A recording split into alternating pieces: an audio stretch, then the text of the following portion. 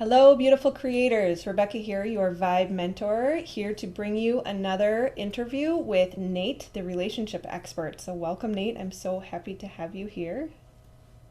Hello. Yeah, so my name is Nate. I help people start and build their ideal relationship through a lot of experience for myself and studying for hours on end all the time.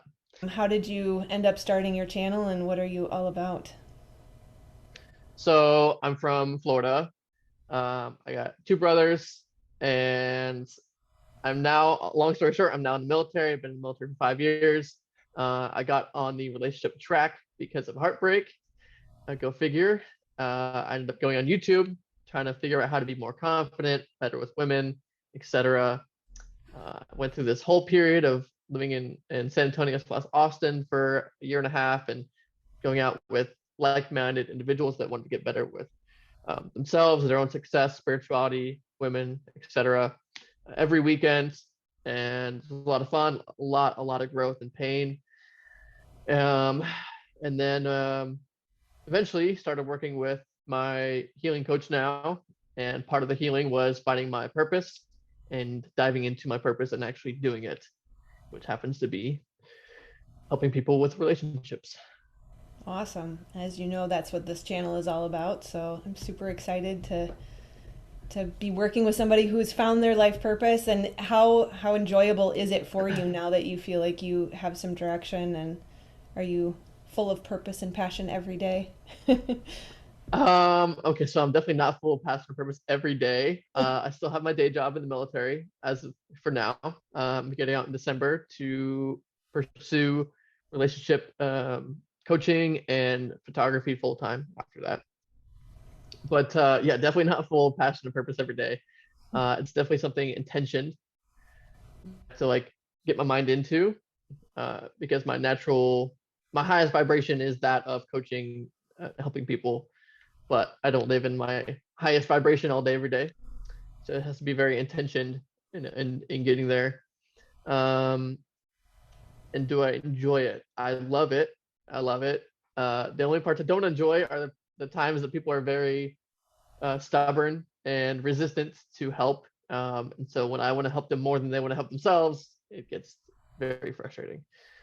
Yeah, yeah, that's definitely key. You have to be willing to grow and willing to do the work. Otherwise, it's not going to happen. It's interesting when they talk about how difficult it is for people to change, even when they want to change, let alone when they don't want to change. It's next to impossible because really we can't change Hmm. anybody. We just have to be their guide and help them do the work.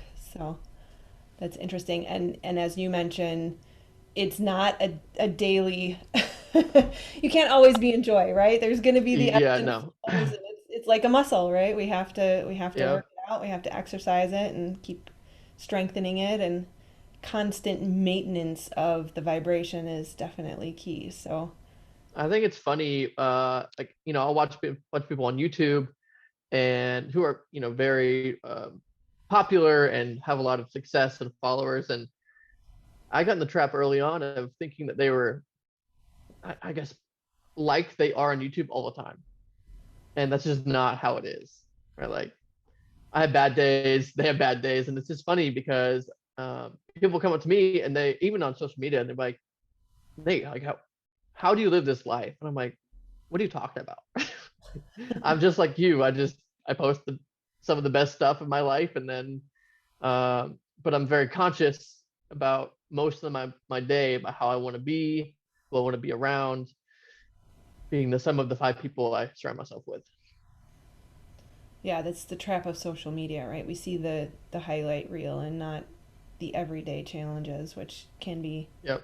can be difficult, but it's also part of the reason why at least I do what I do, and it sounds like maybe you as well, is helping people through the hard times where it's not the highlight reel, and we all need each other, right? We need that support. You need that life coach, or I have a coach as well, and she's my cheerleader. She's in my corner, right? I can't do it alone, and it's interesting how you being a relationship expert and in some of the scenarios that I've interacted with lately where people are going through the dark night of the soul and secluding themselves a bit too much, right? That there's this loss of connection where we feel that, people are you, which is unfortunate, that we really need each other. And what would you say to that when people feel they're too isolated or they don't feel comfortable getting out in the world and making the connections necessary to progress? So you can't really truly know yourself even through a spiritual awakening without others. You can have all this thought and theories about who you are, but until you're around other people to kind of like practice who you want to be around new people, you don't know who you are. You only know who you are relative to other people and relationships you have. Um, and so I'm aware of how difficult that can be when you are feeling isolated and don't want to go out and connect with other people, etc. I've been there. Really, all it is like once you get your body in motion, the rest is kind of easy. You just have to get yourself in motion, and then there's obviously little steps of like actually talking to people, making an effort to go out and whatever. But once you get up off the couch or off the bed or whatever it is, that's the hardest part. It's kind of like going to the gym. The hardest part is getting up and getting your car and driving to the gym. Yeah. Yeah. And oftentimes I feel So, like people are in a state of depression. It is right depressed, right? It's the body is in a repressed state, and so to change your mental state, oftentimes we have to change our physical state, and like you say, just taking action and mm-hmm. getting out there. And it actually it helps if you can go out with the intention of being of service too. And as I work with some of the clients who are looking for their life purpose, we get stuck in the mind and we think about it too much. We think about the connection with other people, or we think about having to go out and interact, or it's too in the head and not enough in the body, and just taking the action and letting it flow. And it's a process of alchemy, which I think we're both living, right? It's just testing it out and seeing what feels good and what raises the vibration today, and not being so stuck on the plan or figuring out, right, I have to have this one statement that this is my life purpose and it holds true every day from here on out. And really that's not the case. That it is, ever evolving. No. It's like soup, right? Like add a little salt, add a little water, add a Yep. little Mm-hmm. vegetables, and keep tasting it and see how it feels. And it's always going to need a little bit more because it's going to change as it marinates. And we can't do that alone from our couches. We can't do that in isolation. And like you say, we can't know ourselves without having that mirror of other people. And I often think of each of us as individuals with our life purpose.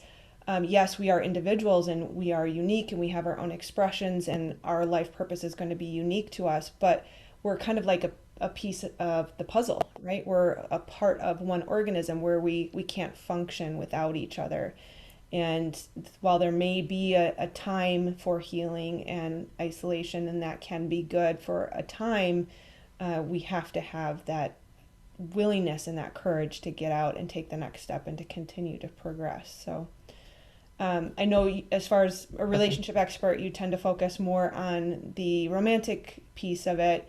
And I watched a video today. I'll have to drop it in the show notes. The name of the guy I can't remember, but he was saying how being alone and on your own is great, but being in a romantic relationship is magic. And Yep.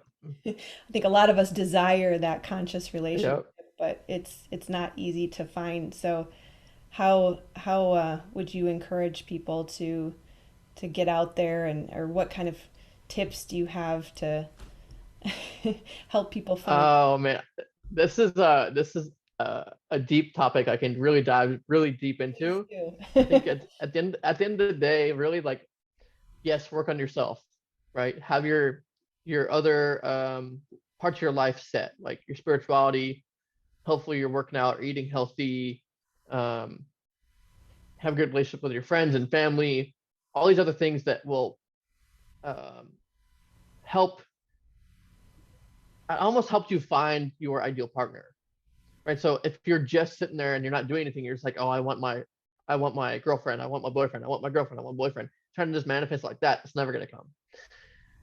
Being the person you want to be and you're supposed to be long term in a committed amazing relationship will naturally just bring that person to you.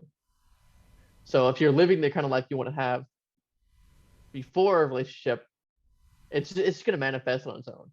So like I work with primarily guys who are going through, or just started or going through a spiritual path usually, and they're like, okay, what I'm missing now is a girlfriend or wife. Like, okay, do you have all the other sets or parts of your life set so that a partner can fit in naturally and seamlessly into your life? And usually they don't. Usually they might be very spiritual, but they're not confident with women, or they're not confident in general, or maybe their physical and their physical health, working out, eating healthy isn't set, but they didn't really care because, oh well, I'm already successful, I have money, my spirituality is like off out the roof, etc. There was always some part of the puzzle that's missing, and if you don't have all those pieces, given if you could just be really really good with girls, and then that could work too. But yeah, most of the time it's For a just while. they're missing all the parts of the puzzle, and then not needing the girlfriend or wife too much. You want it, but usually it happens when it just falls in your lap. It's kind of like the law of attraction. If you're putting your mind to it too much, thinking about it all the time, the universe is going to repel it from you. Mm-hmm. Yeah. Yeah. It's the wanting and the needing, there's a desperation which suggests lack, and that vibration actually pushes instead of Yep. pulls.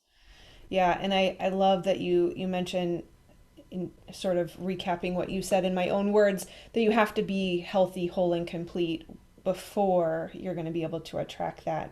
And I like to use either Maslow's hierarchy of needs, or I came from the corporate world. I like my pie charts, where Yeah. you Yeah. have to have exercise, and you have to have health and nutrition. You have to have sleep. You have to get sunshine. You need grounding. You need connection through friends, right? We've got all these pieces of the pie that have to be filled, and we have to fill our own cup before we can expect to be able to contribute to a relationship. So, It's funny too because doing all those things will naturally make you more confident and more attractive to the kind of person you're trying to attract. yep, yeah. Which leads me to my next question. I've seen in some cases where some people become so self-sufficient, and I had my own period of this where I didn't need anybody else, and you almost become a little bit avoidant and resistant to a relationship because you don't feel that need. So, how do you speak to people who um, have come to a point where they've gone 3, 5, 10 years of working on themselves, and now they're almost afraid to get into a relationship? I think it depends. Like, are they really craving or and wanting a relationship, or is that coming from a place of society, right? Are they thinking they want that because society tells them, oh, they need to be married, have kids, like all these things, or is that something that's really deep down true for them? That's what they want, because maybe you're not meant to be. I don't know. I don't know how much I believe about like you're not meant to be with someone, you're not meant to be married with kids, all that stuff. But you know, I've seen this with people I work with and whatnot, where they are very self-sufficient and they don't need a man, they don't need a woman. Um, and I think it really comes down to like, what do they really crave? Because if that's not something they really crave and like really yearn for, then maybe you shouldn't be looking right now. Yeah. Maybe that'll come with time. So I can go like I can go, period of time and really not even think about dating. And then I'll get I'll start thinking, why don't I have a girlfriend? Like, this is kind of strange, right?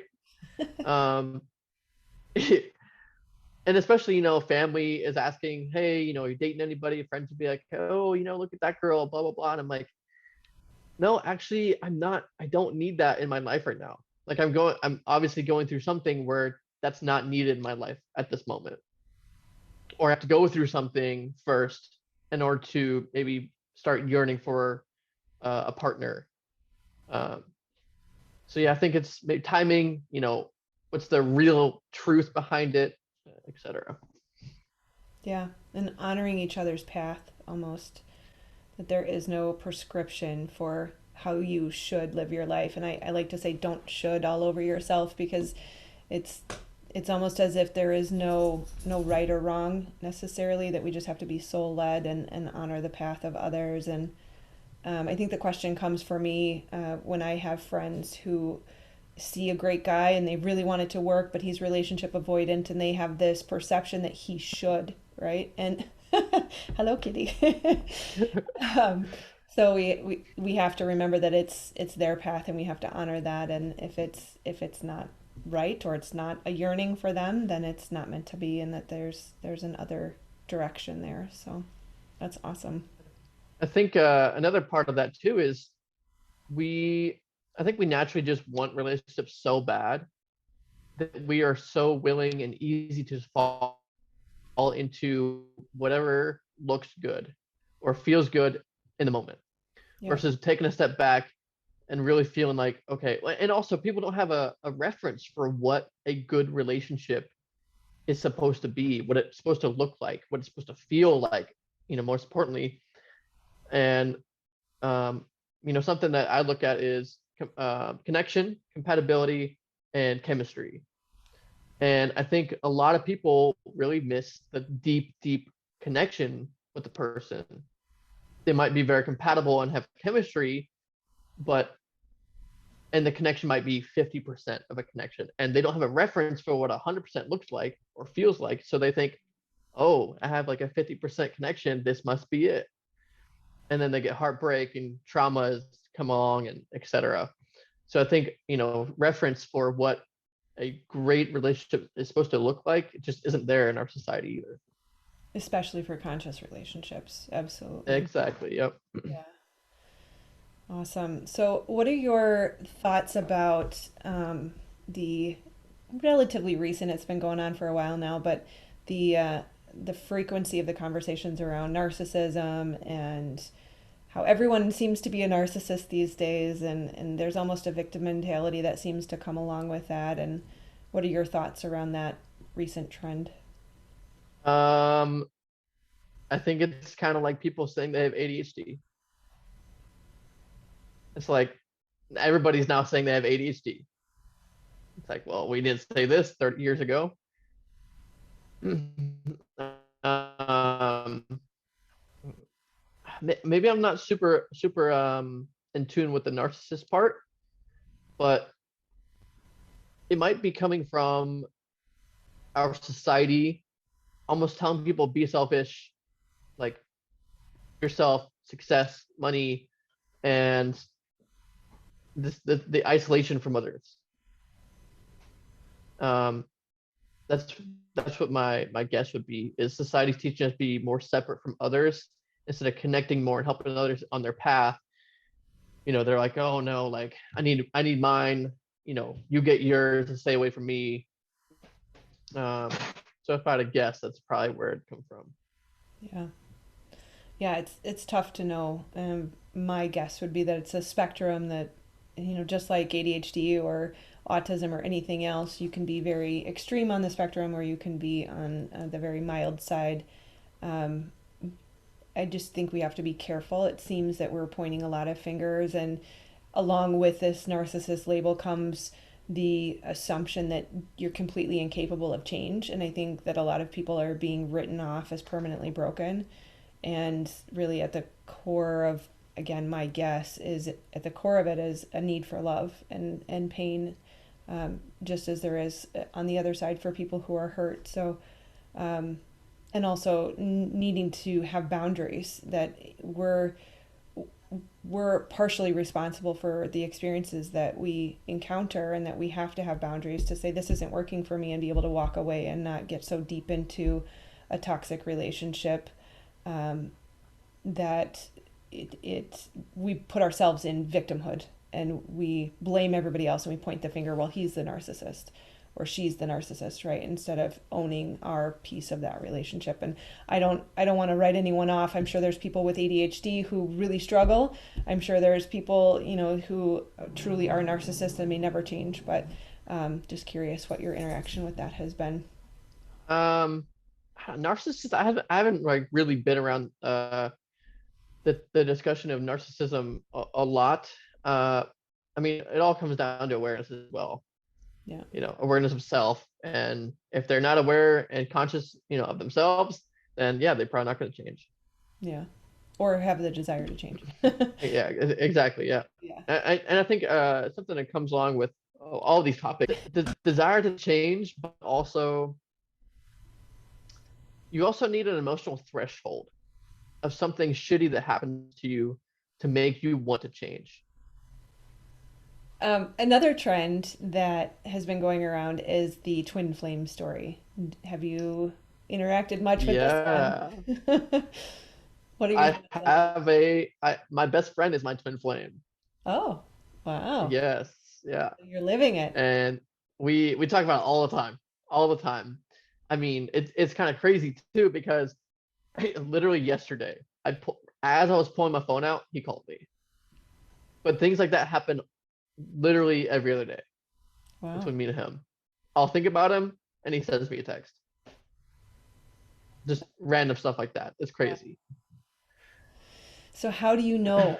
How do you know? I think there's a lot of people out there questioning. I'm not sure. Is it a false twin? Is it, they have all these different, I'm not deep into it, so I can't name all the labels, but I'm curious, how would someone truly know if who is their twin flame? Mm, I think it comes down to like me and him joke about it, right? So definitely doesn't have to be a romantic partner, right? He's just my best friend. And I don't know. It's just we always joke like, yeah, we've known each other for 10,000 lifetimes. Oh, this is what we were in our past life, or Mm. stuff like that. And it's kind of like we can go. I can't, same with a lot of people. We can go, a couple months without talking, and then the day we text again or talk, we talk for like 10 hours, and it's just that deep connection that I've never had with anybody else. And I'm like, yeah, okay, that's my dude. I've known him for way too long. But in reality, we've only known each other for 3 years. Gotcha. Um, yeah, and just it's just the finishing each other's sentences, etc. How to know if they're your twin flame? I think I don't know because I've only had one twin flame. Uh, I Can you think have it's really more? I don't know. I assume not because it's twins, but Right. I think once you meet them, you know. That's just it. Yeah. Yeah. Kind of suspected that's where you were gonna go. I think differently about soulmates though. I think there's many different soulmates. Yes, agreed. Uh, yeah, yeah. I don't like the belief that I'm looking for my soulmate. Which one? Like no, that's a lie. Okay, like that's something that Disney tells you. Soulmate is someone that comes in your life to teach you a lesson, to be there for a certain amount of time, and then they move on. Yeah. Wonderful. So, Yeah. what are some of the most common challenges? You said you work primarily with men. What are, say, the top three most common challenges that you come across with the men that you work with, and the suggestions or the recommendations that you offer them to remedy those Oh challenges? my. Um, reference experience. So what a lot of these guys want is to go out, meet a girl, fall in love, and that's it. It's not reality. Um, just like with anything, it takes a lot of practice and rejection and heartbreak and pain. So I tell them the same thing that I did myself was go out every day that you can, talk to as many people as you can, not just girls, but talk to as many people and get the speaking aspect of it down to where you're comfortable just fluently talking to anybody, anytime, anywhere. And just doing that alone is going to give you more confidence to talk to an attractive woman or guy or whoever. So confidence in terms of being able to just speak with somebody that you don't know fluently with no problem. Two is boundaries and not losing themselves in the other person. That's I know that because I did that. I, you know, still will probably do it at some point. Um, we guys naturally put women on a pedestal, and they're like, oh well, this was my boundary, but I want to keep you, so I'll knock this boundary down. That's probably another one. Third would probably be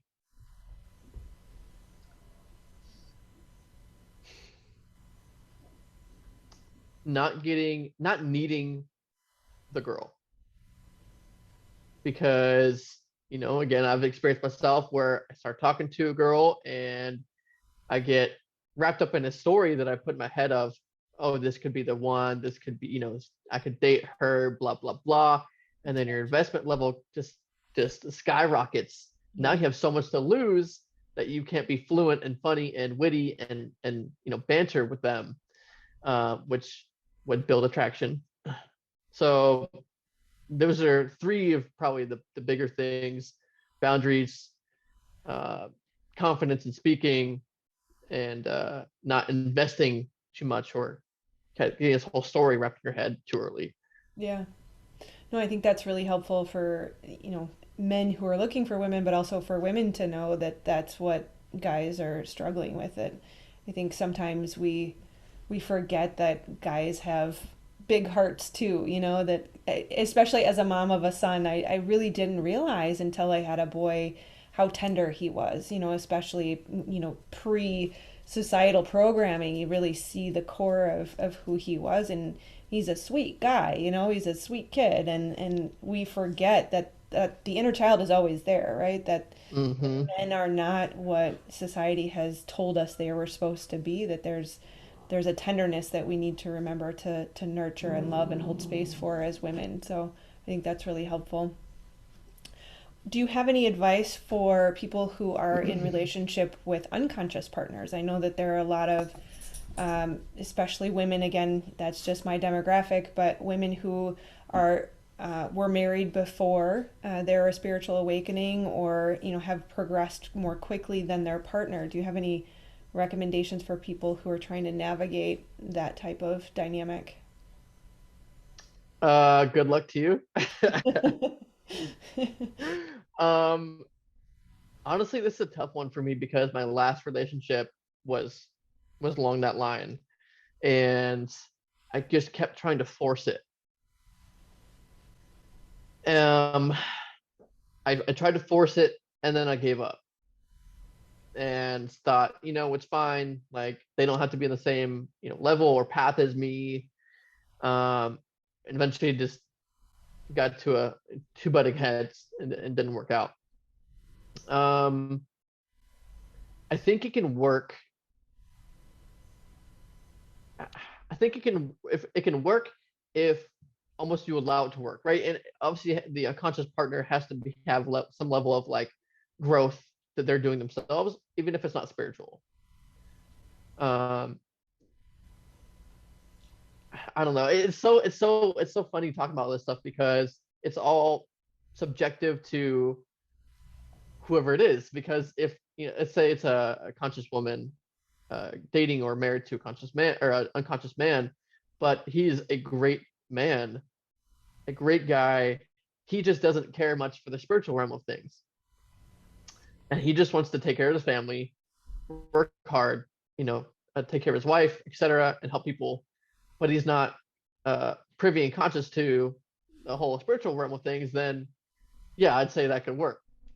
But if it's a guy who is lazy, doesn't want to work, is very selfish in his relationship, etc., and very avoidant, then forcing's not going to work. And you can give him tools and tips to try to nudge him into the direction of awareness, but ultimately it's up to him. Um, and that's kind of a decision you have to make on your own of whether, like, is this worth pursuing this relationship also, at the same time pursuing, like pushing him towards an awareness and spiritual path as well, um, even if it never bears fruit, and not needing him to ever um, want to join that path with you. Yeah, I think there's a couple things that we've touched on already too that become really relevant here is you were talking about manifesting and wanting it so bad that we're actually repelling it. And so when we're pushing people, we're creating a resistance. We also talked about honoring their path, and like you're saying, they are probably working on something, whether or not you call it spiritual, right? They're on their own path, and we have to honor that path and be respectful and kind and compassionate and loving as we should with everyone, regardless of whether or not we think that they're learning the right lessons or going down the right path. So it is a really challenging question. I recognize that. And to your point, there are many different factors and dynamics. Kids are another huge piece of that. You know, if you know Jordan Peterson at all, he'll say that you should stay in the relationship as long as it's, you know, not unhealthy, toxic, or abusive, you know, so because the kids will experience a lot of Mm-hmm. trauma there. So it's a tough one that we have to probably be very careful as far as your audience and my audience. We're not suggesting anything necessarily, that there's probably too many nuances to make any recommendations on that topic. So I think that's all of the questions I have. Do you have anything else that you think is important for people to know as it relates to conscious dating and relationships? My advice to people working on conscious relationships is be patient. Don't expect the other person to be growing as fast as you are. Yeah, honor their own timeline on their growth, and honestly, have fun, because I think a lot of relationships are very too serious, Mhm. right? Like everybody gets so wrapped up in, like, I'm working how many hours a day, if you have kids or other extra activities you have to attend to, that the fun, like the good part of the relationship goes out the window almost, or it's not there enough. They might do something fun once a week. Now you should be doing something fun every day, whether that's 15 to 30 minutes, doesn't matter. You should be doing something fun with your partner every day. I think that's something that's missing, because ultimately, why are you with that person? You're probably with them because you had a lot of fun together, had chemistry, had connection, and if you don't maintain that, you could lose it. That's Yeah. So I awesome. think patience, Yeah. letting them be on their own timeline and have more fun. I would say have more fun is probably the best advice I've heard all day. And Yeah. I think it applies to everything, right? Especially to our communities, the spiritual community in general. We've taken everything so seriously, and everything feels so dense and heavy lately. And even in my work with pursuing your life purpose and, you know, raising your vibration, right? It's all about just staying in those higher levels, and joy being one of the highest. That's when we manifest everything that we desire, and not everything, but we manifest with intention, and we find our life purpose, we find our best relationship, all when we're in joy. So excellent advice. Nate, thank you for joining me. I really, really appreciate your time and all of the wonderful tips and tricks you've offered our audiences. So I really think you're doing important work, and the world needs someone like you, and you are helping create heaven on earth by helping people love each other better. So I appreciate you and your time. It was a pleasure being on. I'm glad I could be part of this and give a little bit of my wisdom and have this awesome conversation with you. If people want to find me, I'm at Nate_Nadeau, Nadeau on Instagram, or just Nate Nadeau on YouTube. Yeah.